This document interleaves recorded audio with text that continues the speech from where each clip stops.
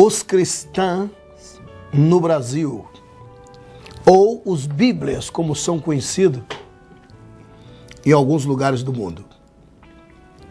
Aqui no Brasil, eles são conhecidos com a denominação, com o nome Igreja Cristã no Brasil. Na realidade, Francesco, que era o italiano, tentou colocar o nome desta seita de Assembleia de Deus. Na realidade, em 1911, ele tentou registrar esta seita com o nome de Igreja Evangélica Assembleia de Deus. Mas Daniel Berg e Gunnar Wiening, em 1910, já havia feito isso, que é os fundadores, os pais da Igreja Evangélica Assembleia de Deus, que é dois suecos, Daniel Berg e Gunnar Wiening. Por isso, então, ele não pôde colocar o nome Assembleia de Deus. Ele, digo, o senhor Francesco, o italiano, ou Francisco, para nós outros aqui no Brasil. E aí ele registrou com o nome de Igreja Cristã no Brasil. Eles têm uma forma completamente distinta da forma bíblica de evangelizar. Na realidade, eles não evangelizam. Na realidade, eles procuram saber quem já é evangélico e para essas pessoas é que eles se achegam apregoando o verdadeiro evangelho. Observe, verdadeiro entre aspas, dizendo que para ser salvo, isso de cara, eles proferem com muita segurança, lógico, seguindo os ensinamentos do seu fundador, Francesco, o italiano, que para ser salvo, não basta aceitar Jesus como Salvador, já é meio caminho, mas para ser salvo mesmo, tem que fazer parte da verdadeira igreja, que é a congregação, os congregados cristãos no Brasil. Alguns deles até dizem, eu faço parte da congregação, ou seja, aqueles que congregam, que se agregam, que se reúnem unicamente para Jesus, segundo eles. Para ser salvo, tem que fazer parte dessa organização. Bom, se para ser salvo tem que fazer parte da congregação cristã no Brasil, e ela surgiu aqui no Brasil em 1911, eu queria só uma resposta para a minha pergunta. O que será de Pedro, o apóstolo Pedro, que ele não era cristão no Brasil? E o Tiago? João, André, Felipe, o Bartolomeu, o apóstolo Paulo. Então, pelo visto, está todo mundo no inferno, né? Porque não era cristão no Brasil. Para ser salvo tem que ser cristão no Brasil. Amigos, guarda bem o que eu vou dizer aos senhores. Lei nenhuma salva. Sabe o que é isso aqui? Isso aqui é uma Bíblia. Nem a própria Bíblia tem poder de salvar. Pastor nenhum tem poder de salvar ninguém. Padre, umbandista, pai de santo. Senhores, ninguém tem poder de salvar ninguém. Igreja nenhuma aqui na terra tem poder de salvar ninguém. Só Jesus Cristo salva. Se eu te digo que a igreja que eu sou pastor é a única igreja verdadeira aqui na terra, eu estou maluco. Estou louco. Porque igreja nenhuma aqui na terra pode dizer: a fiel depositária da salvação sou eu. Não. Jesus não delegou esse poder a ninguém, delegou poder para nós mostrarmos o caminho, e o caminho é Cristo. Ele mesmo disse: eu sou o, não é um dos, é o caminho. Ninguém vem ao Pai a não ser por mim, disse Jesus. Então dizer que uma igreja é o caminho para o céu, isso é maluquice. E mais nércio é aqueles que acreditam em tal aberração. Aí você pode até perguntar: qual o teu objetivo? Abílio Santana. Qual o teu objetivo com essa gravação? Ajudar aqueles que gostariam de chegar aos céus e infelizmente não sabem como. E acreditam nesses enganadores que se autodenominam intérprete das Escrituras. Senhores, nenhuma igreja aqui na terra pode bradar e dizer: para ser salvo tem que ser através da gente. Isso é mentira. Até porque Jesus disse: eu edificarei a minha igreja, e as portas do inferno não prevalecerão contra ela. Foi Jesus quem disse: eu sim é que vou edificar. E a pedra fundamental desta igreja foi lançada justamente nesse dia. E ela foi edificada na cruz do Calvário, quando Jesus disse: Pai, está consumado. Ele edificou.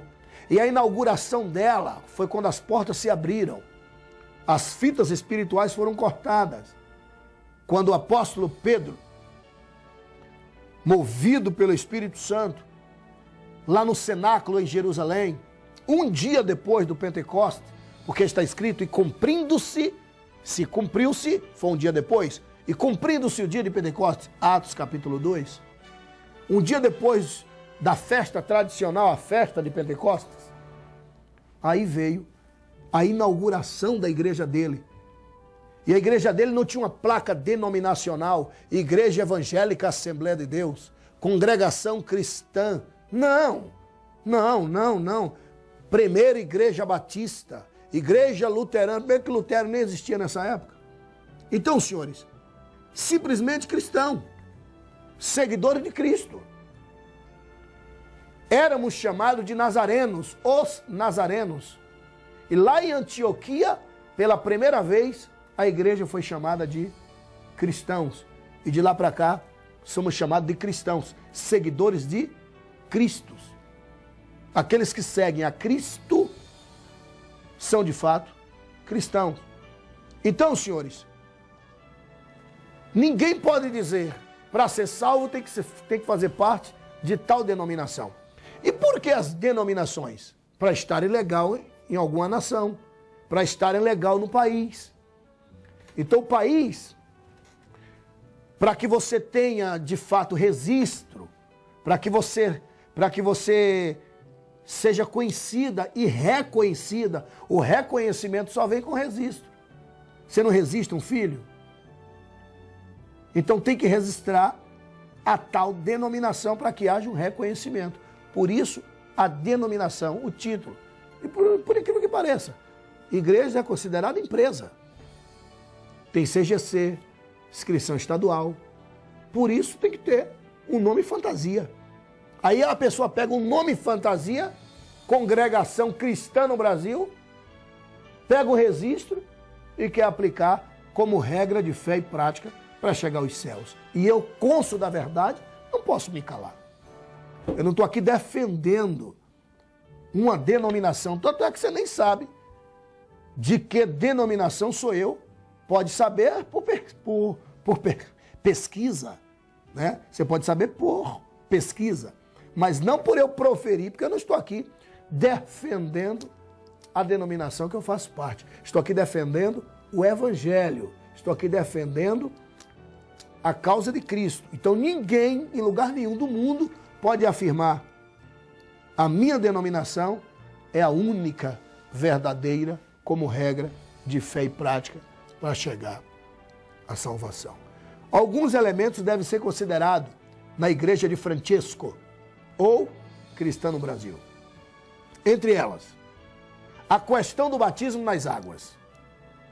Se você faz parte desta seita, talvez você até queira repudiar a expressão seita. Deixa eu tentar deixar bem claro. Seita é todo aquele ou toda aquela denominação que tem a Bíblia, carrega a Bíblia, mas dão a interpretação do seu fundador, não do fundador da Bíblia, mas do fundador da seita. Então usa a Bíblia, mas o que se lê não se pratica a interpretação que é dada pelo fundador da seita.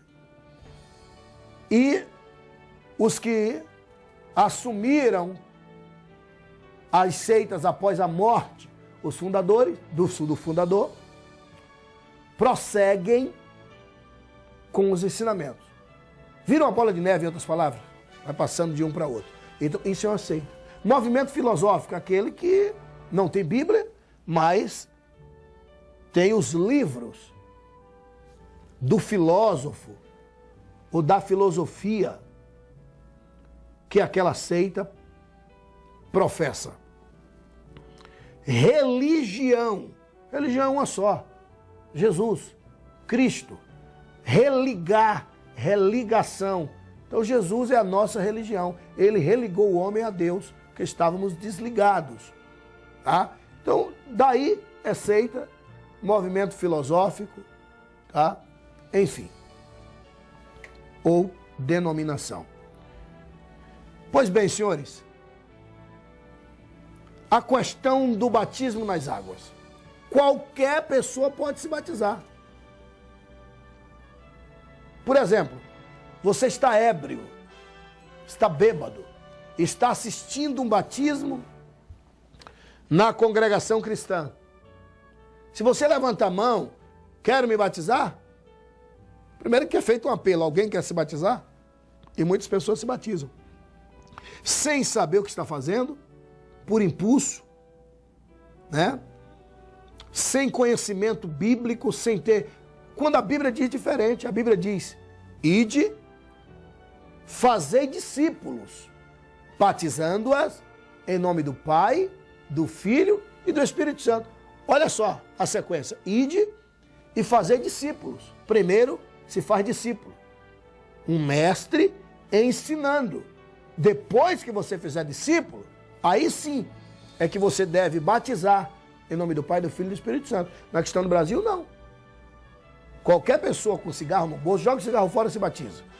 Você está falando sério? Seríssimo. E vocês que fazem parte, se tem alguém assistindo-me que faz parte desta seita, ou a Igreja de Francesco, cristã no Brasil, sabe perfeitamente que profiro verdade. Tá? Então isso é um absurdo. Isso é uma aberração. Há pessoas que estão lá dentro que nunca foram libertas, que nunca foram discípulos. E também discípulo de quem? De Francesco? Ou de Francisco? O italiano? Senhores, entre os muitíssimos ensinamentos que libera os bíblias, como são conhecidos em alguns lugares, ou os cristãos no Brasil, permita-me que eu deixe bem claro que está um dos piores ensinamentos, que é a incerteza de salvação. Incerto por incerto, permanecer onde está. Deixa eu ser mais claro. Nenhum membro da Igreja de Francesco, nenhum membro da congregação cristã no Brasil afirma: eu sou salvo, afirma: eu tenho certeza para onde irei após a minha morte. Nenhum. E por quê? Porque, segundo o ensinamento de Francesco, ninguém pode afirmar que a salvação exista, porque isso é coisa que está nas mãos de Jesus. Ninguém pode afirmar ser salvo. Isso é absurdo. Então quer dizer que o sacrifício salvífico de Jesus não valeu nada? Nós aceitamos a Jesus então para quê? Quando aceitamos a Jesus, crendo no sacrifício salvífico, que ele derramou até a última gota de sangue para nos salvar, automaticamente todos os pecados foram perdoados. E segundo a carta magna, a bússola divina, a palavra dita nos céus, crida na terra, temida e respeitada no inferno, aquele que professa acreditar que Jesus nasceu por obra e graça do Espírito Santo, que viveu entre nós 33 anos, morreu e ao terceiro dia ressuscitou, segundo a carta magna, ele não será salvo. Ele é salvo, recebeu a salvação na hora. Isso é bíblico. Isso é bíblico. Mas na Cristã no Brasil ninguém pode afirmar ser salvo. Por sinal, tem deles que se baseiam no que diz Mateus capítulo 24 e versículo 13. Quem perseverar até o fim será salvo. Gente, aquilo é uma profecia que Jesus liberou, que Jesus falou com Jerusalém. É uma profecia específica, está claro. Ele disse: Jerusalém, está vindo aí uma grande prova, está vindo aí uma grande luta. Jerusalém, está vindo aí uma grande provação. Quem estiver no campo, fique escondido. Jerusalém, quem estiver no telhado, fique escondido. Se tomarem a tua túnica, deixe que leve também a tua capa. Se derem uma tapa no teu rosto, dá o outro lado. Se te forçarem a andar 1 milha, anda 2. E aí Jesus conclui, versículo 13, quem perseverar até o fim será salvo. Mas quem perseverar daquela assolação que fica escondido. Gente, no ano 70, após Jesus ter profetizado isso, no ano 70, depois de Cristo, isso se cumpriu literalmente. O general Tito, general romano, filho do então imperador, que assumiu o império após a morte do pai, depois de general tornou-se imperador romano. Tito trouxe uma carruagem de gatos selvagens, rasgava a barriga das grávidas e colocava um gato selvagem dentro e costurava a barriga das grávidas. O general Tito tomava as crianças do colo da sua mãe, ou as crianças do colo das suas respectivas mães, cortava as crianças no meio, algumas eram levadas para a capital do império, a saber, Roma. O general Tito destruiu Jerusalém, só sobrou um pedaço de muro, que é aquele que nós conhecemos como o Muro das Lamentações. Só sobrou 70 mil judeus, e esses 70 mil judeus foram levados para províncias romanas. Cumpriu-se literalmente o que Jesus disse. Não ficou pedra sobre pedra que não fosse derribado. Isso já se cumpriu no ano 70. Só perseverou, só ficou escondido 70 mil judeus. E eles pegam esta passagem bíblica, coitado, e saem apregoando e dizendo para as pessoas: saiam da igreja que você está, saia da igreja batista, saia da metodista, da Deus de Amor, saia da presbiteriana, saia da Assembleia de Deus, da luterana, venha para cá rápido porque você está quase no caminho. Já aceitou Jesus, agora falta vir para a igreja verdadeira. Para ser salvo, tem que ser da que está no Brasil. Isso é uma aberração. E sem falar que batiza as pessoas de novo. Diz que aquele batismo não valeu, não. Então eles não seguem o que diz as Escrituras, seguem o que diz Francesco, ou Francisco, ou italiano. Então aquela passagem de Mateus já se cumpriu. Está claro. Em 1 Coríntios capítulo 1, versículo 18, não está escrito seremos, que eles se baseiam, quem perseverar até o fim será futuro, será salvo. Isso já se cumpriu no ano 70. Estou te falando com conhecimento de causa. 1 Coríntios, capítulo 1, versículo 18, está claro. O evangelho da cruz é loucura para os que perecem, mas para nós que somos salvos, não é seremos, é somos, é o poder de Deus. Somos salvos. E pelo visto, quem disse isso, né, que foi o apóstolo Paulo, não tinha nem como ser salvo. Porque Francesco ainda nem existia. Imagina. Bom, o antagonismo pastoral. Não existe pastor. Quer dizer, não existe pastor, né? Não, igreja nenhuma pode dizer, porque Jesus é o sumo pastor. Gente, a palavra sumo, supremo, quer dizer pastor de pastores. Sumo pastor, quer dizer pastor superior a outros pastores. É até falta de conhecimento da própria grafia, né? É não conhecer o vernáculo, é não conhecer as linhas que regem o português. Supremo pastor. Ou seja, pastor de pastores. Quando a própria Bíblia está clara, né? Está lá em Hebreus, capítulo de número 13, versículo 7. Obedecei aos vossos pastores, a fé dos quais imitai-o. E, por sinal, lá na carta aos Efésios, capítulo 4, versículo 11, nós lemos que Jesus deu para a igreja pastores.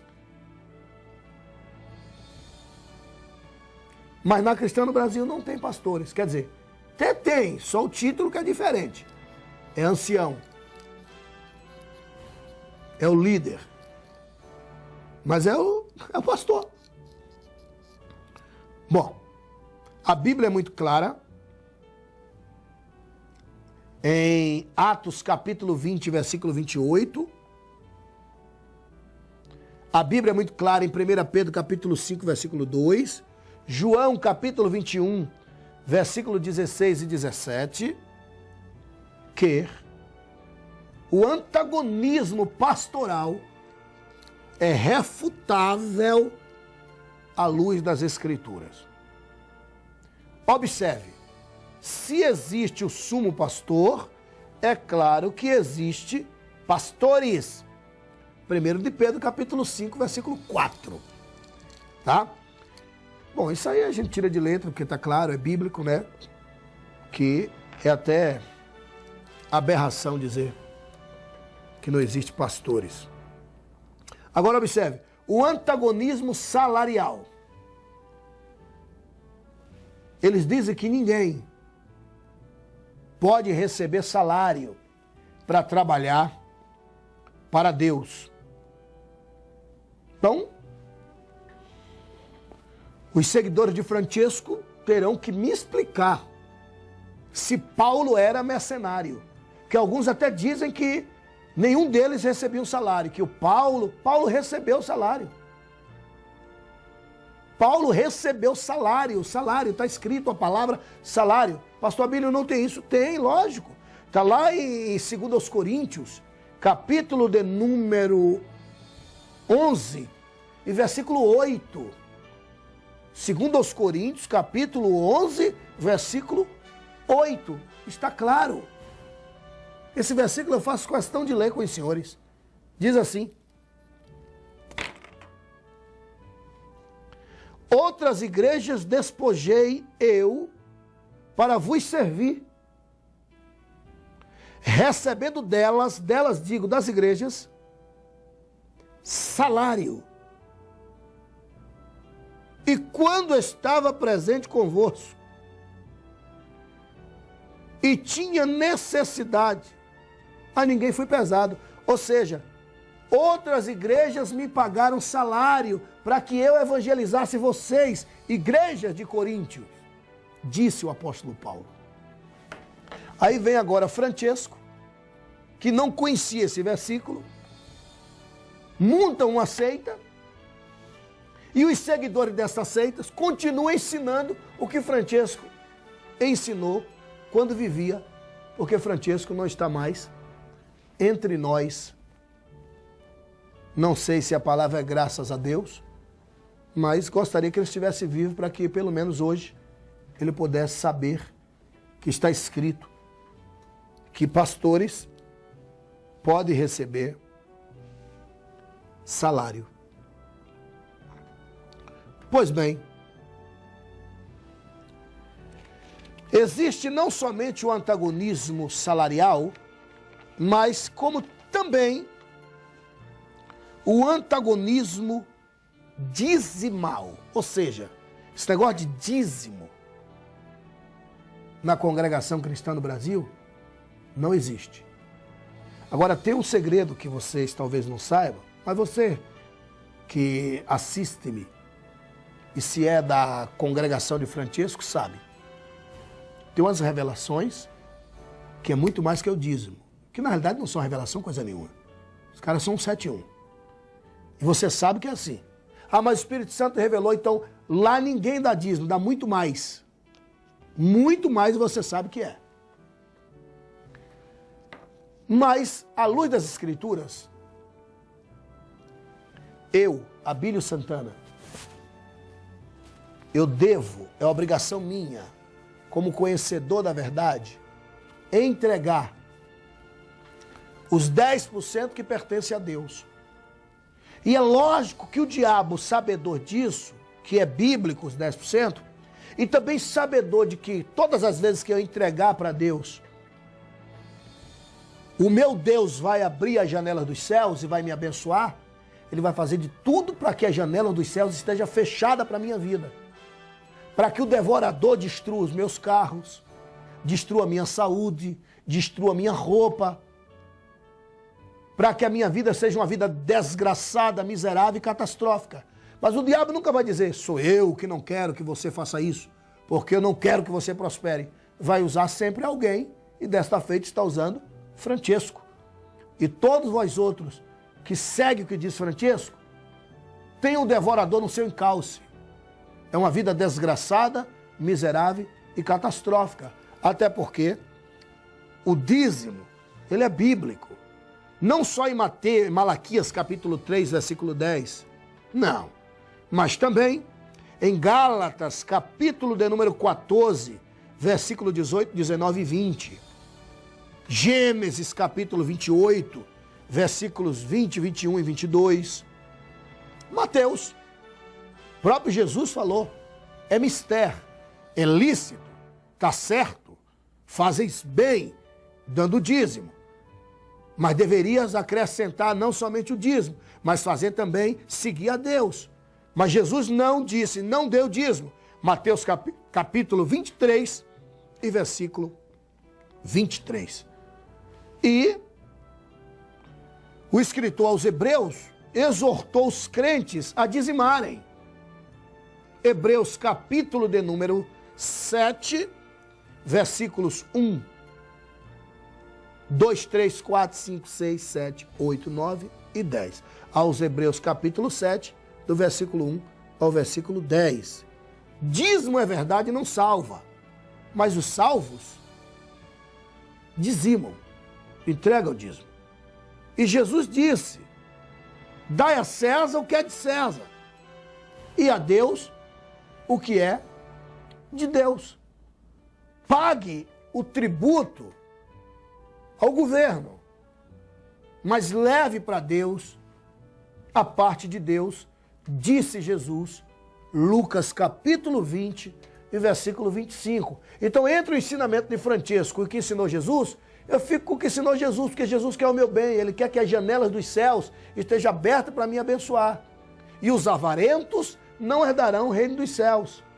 Malaquias capítulo 3, versículo 10, está claro. Quando eu entrego, as janelas dos céus são abertas. O ensinamento que você deve considerar, mas considerar mesmo. Que ensinamento?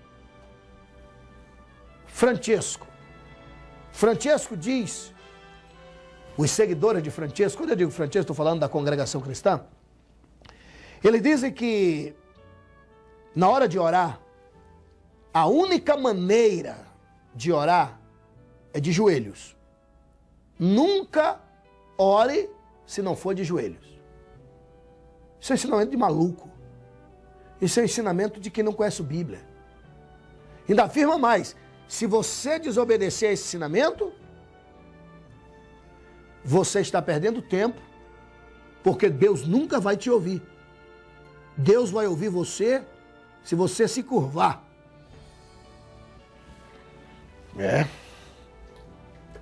Então Dimas, aquele ladrão da cruz, porque Jesus foi crucificado entre dois marginais, Dimas e Gesmas. Gesmas e Dimas. Dimas orou de que posição mesmo? De joelhos? Foi?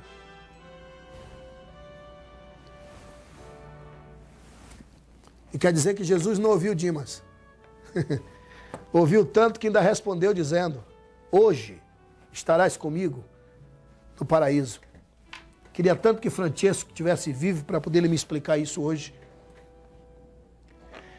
E Bartimeu, sentado à beira do caminho, está escrito, Jesus, filho de Davi, tem misericórdia de mim. Jesus parou e disse, traz o cego aqui. Além de ouvir, ainda operou milagre. Bartimeu passou a enxergar. Eu queria que você me respondesse, amigo cristão no Brasil, a postura do corpo que Jesus estava lá em São João, capítulo 11, versículos 41 e 42. Na porta do túmulo de Lázaro, que postura mesmo era o corpo de Jesus? Estava de joelhos, deitado, sentado, estava em pé na porta do túmulo e orou. Jonas, lá no livro de Jonas foi engolido por um peixe.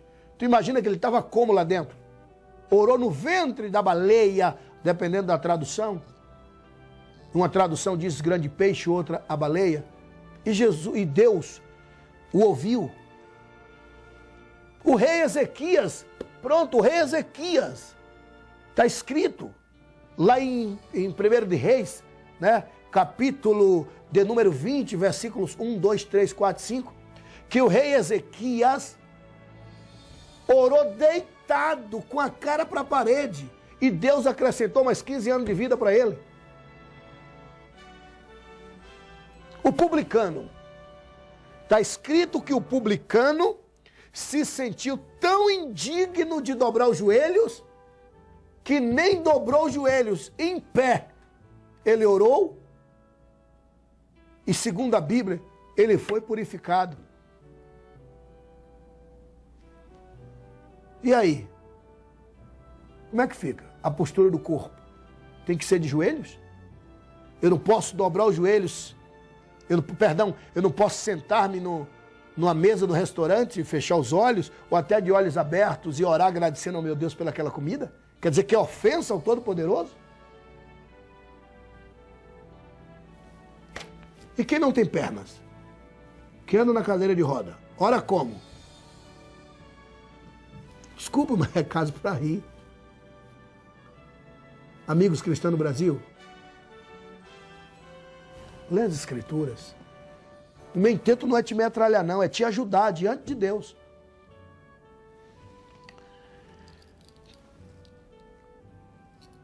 E o ósculo santo, que dizem que se não oscular, se não beijar, esse negócio de a paz do Senhor não existe, que é a saudação, primeiro é a paz de Deus. Eu quero te dizer uma coisa. Deus, né? Não é nome. Deus não é nome. Deus é o que Ele é. Tá? É uma pessoa. É o ser. Deus é o ser.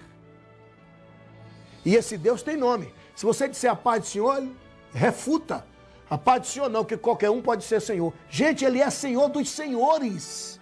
É Senhor com S maiúsculo. Senhor dos senhores. Mas Francesco disse que não. Não tem paz do Senhor. É a paz de Deus. Mas de que Deus? Porque Deus não é nome. Se Ele é Deus dos deuses, por que não pode ser Senhor dos senhores? Depois disso aí, então só vale se beijar o rosto.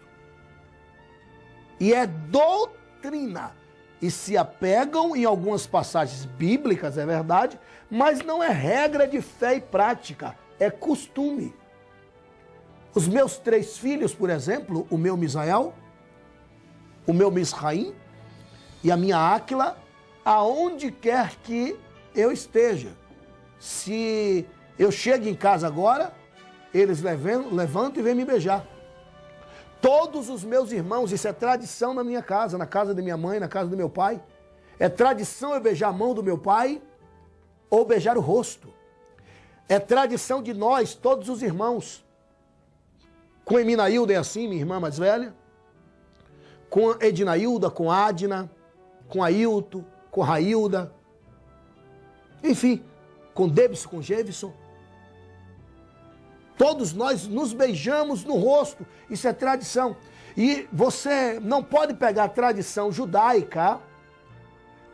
Assiste algum programa de televisão de lá. Para ser preciso de toda aquela região isso é normal, beijar o rosto. E Paulo, quando ele diz saudai uns aos outros com ósculo santo, não é mandamento soteriológico. Era falando de amor fraterno e falando de uma tradição. Não é meio de salvação. Nós beijamos porque somos a igreja verdadeira. Isso não existe. O ósculo é simplesmente um costume e é facultativo. Beijar ou não. E a questão do véu? Cabelo. Se você chegar lá, tem que pôr um véu, sabia? E aquele véu é sagrado. Aquele véu para um membro da igreja de Francesco é uma coisa sagrada, que para eles vale muito mais do que a própria Bíblia. Amigo, a Bíblia é muito clara em dizer que o véu, aquele véu, pode até ser usado de uma forma facultativa, não é obrigado, não. É como regra de fé e prática para ser salvo. Isso não existe. É uma forma de submissão? Ok. Mas botar ou não véu, não altera. Até porque a Bíblia diz que Deus deu para a mulher o cabelo em lugar de véu. Ou você nunca leu isso? 1 Coríntios capítulo 11, e não capítulo 1. 1 Coríntios capítulo 11 e versículo 15.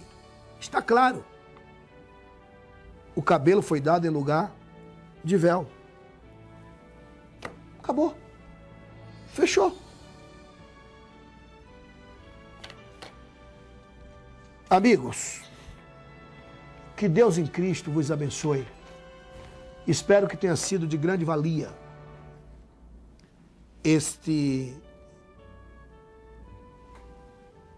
escute esse estudo, mas esta fala de coração para coração.